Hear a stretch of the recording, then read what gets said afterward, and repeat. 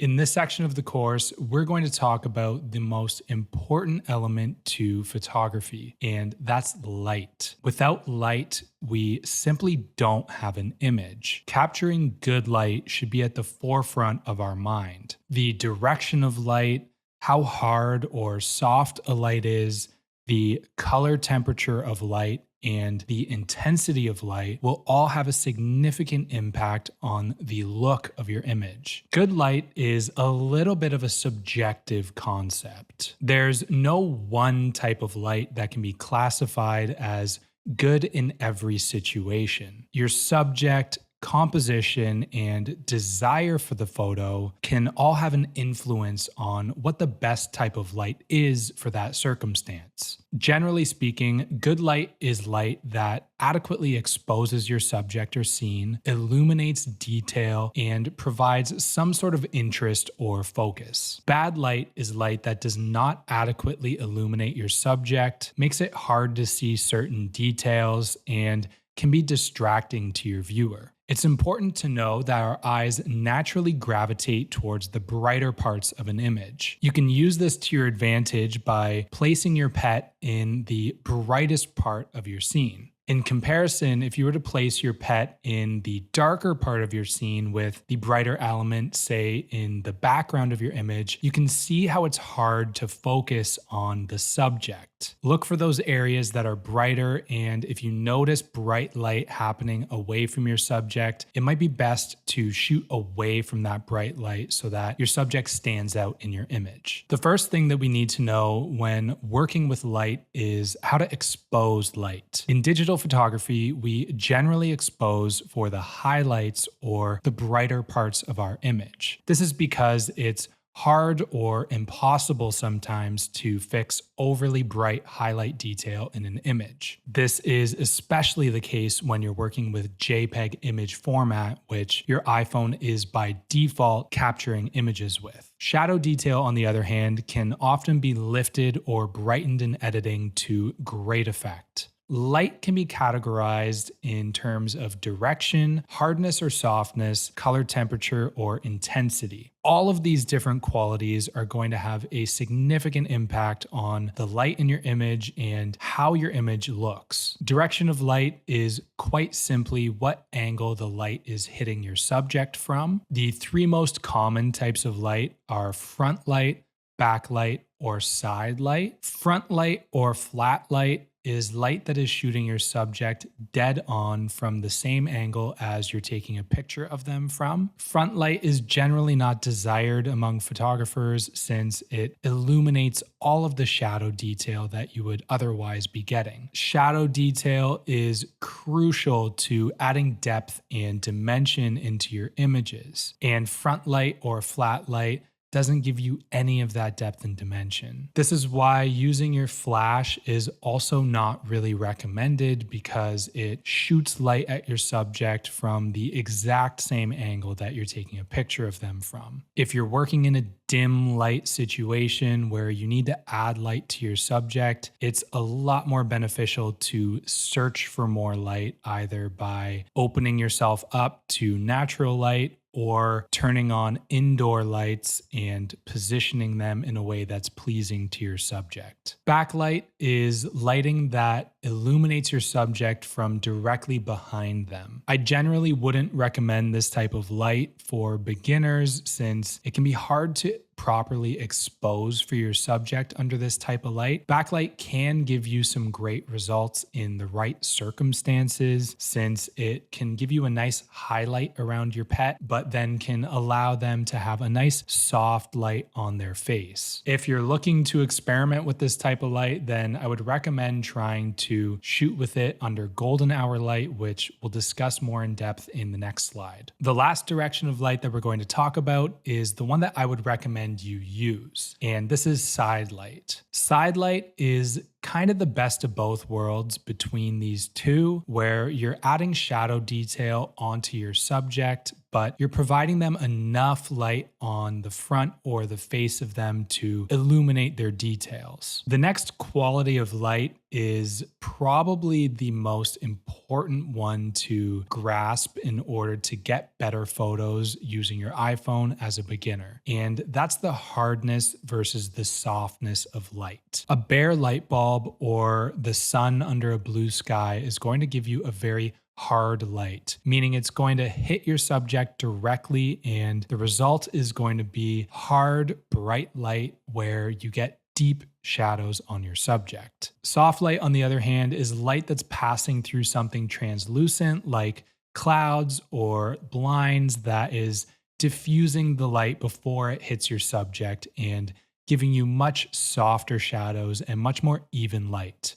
Soft light is, again, typically a lot easier to work with as a beginner since there's less worry about where the shadows are falling and you can simply get a nice even light on your subjects. Color temperature is probably the most forgotten quality of light among beginners. The color temperature of light changes drastically throughout the day. In the early morning, you're going to get something that we call blue hour before the sun even rises. And then after the sun rises for about an hour, you're going to get what's called golden hour light, where everything appears amber and golden. The light is a lot glowier and kind of a lot softer as well, as opposed to, let's say, high noon. As the day progresses, the color temperature of light starts to get a lot more neutral, where whites appear white. And then as we get to an hour before sunset, we get golden hour light again, where things start to appear more orange and more amber and quite glowy, quite pleasing to the eye. Following sunset, we get another period of blue hour before night falls. Interior lights also have different color temperatures, and it's important if you're using indoor lights to try to match these color temperatures so you don't have various color shifts going on in your images. The last quality that we can characterize light by is the intensity of light. Light that's brighter is going to give you more saturation and deeper, darker shadows. You may have difficulty exposing in these circumstances for both your highlight and your shadows. The dimmer that light gets, the less saturation you're going to get out of your colors and the less distinction that you have between highlight and shadow.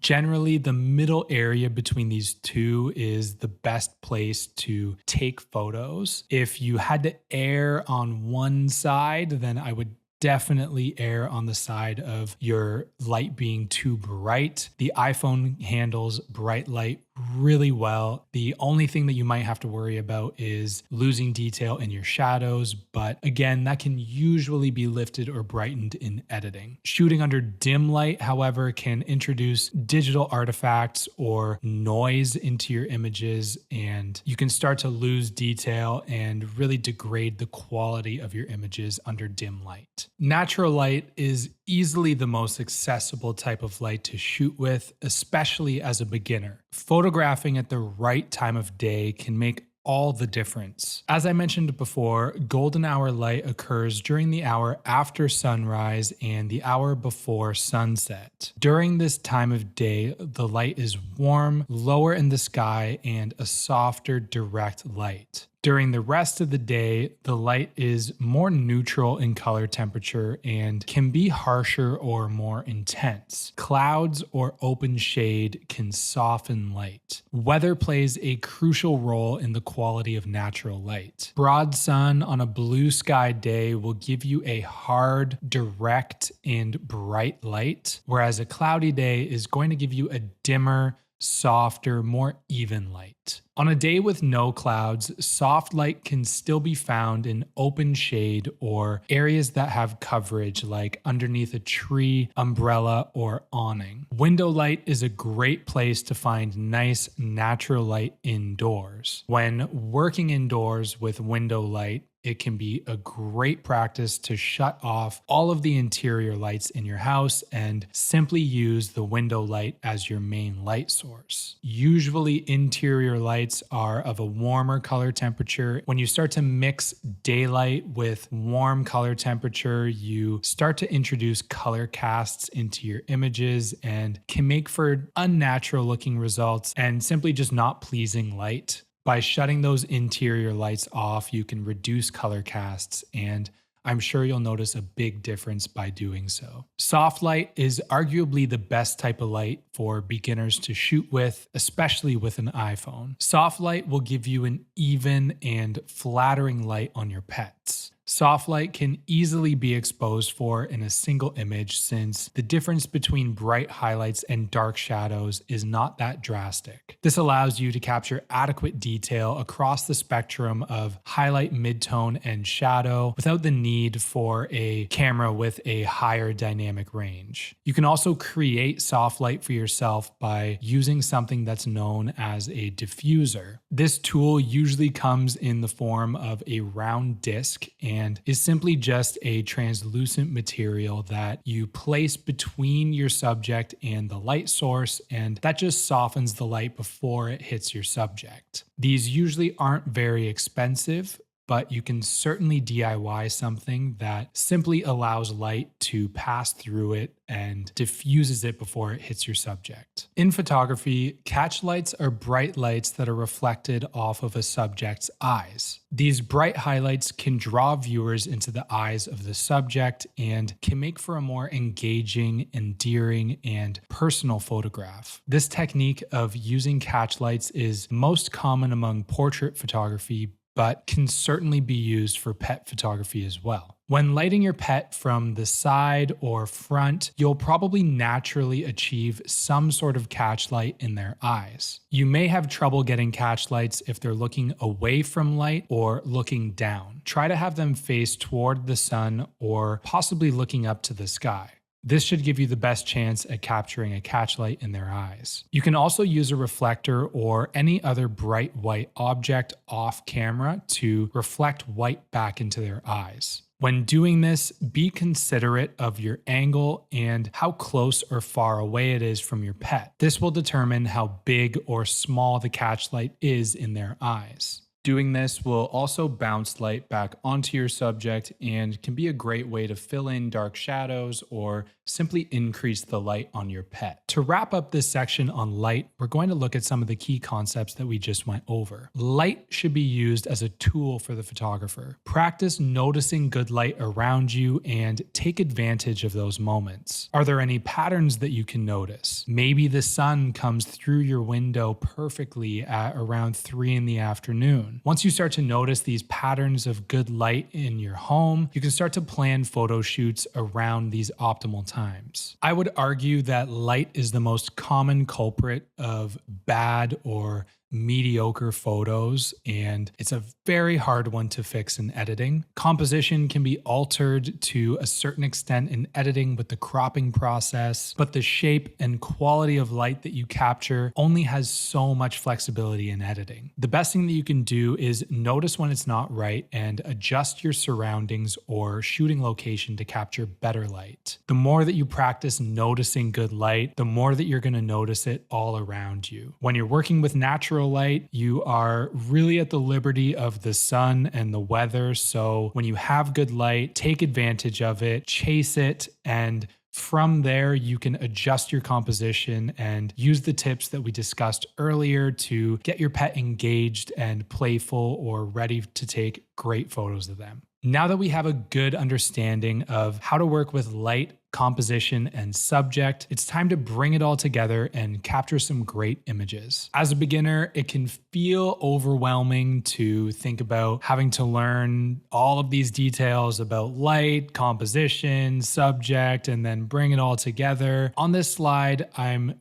boiling it down to the essential key tip for each one of those different elements. Seeing as you're working with a pet where it's difficult to communicate, engaging with them or getting them to the right energy is a top priority. What you need to do to get them there is a matter of your own pet and I'm sure that you know them best. When working with natural light, photographing at the right time of day and in the right weather can make all the difference. Soft, even light will give you the least to think about and can provide you with some nice, pleasing portraits of your pets. Explore and experiment with positioning and consider guides like the rule of thirds to help you compose your pet in a visually appealing manner. Lastly, experiment and have fun. The photo taking process can be fun for you and your pet. It's likely going to be a process of trial and error, seeing what your pet responds to, and quite possibly more importantly, what they don't respond to, adjusting and moving forward. Play and engage with them. Wrap the photo taking process up in an activity that they enjoy and don't put too much pressure on the situation. In every situation, regardless of how challenging, there's a unique perspective to be found. On this slide, I've compiled the key concepts from the previous 3 sections on capturing pet photos on your iPhone. This can be a great slide to print out and use as a resource when you're shooting, or even just as a reminder of the concepts that we've discussed in these sections without having to go back and watch the whole course over. In the next section of this course, we're going to discuss how to edit pet photos using your iPhone's built-in Photos app.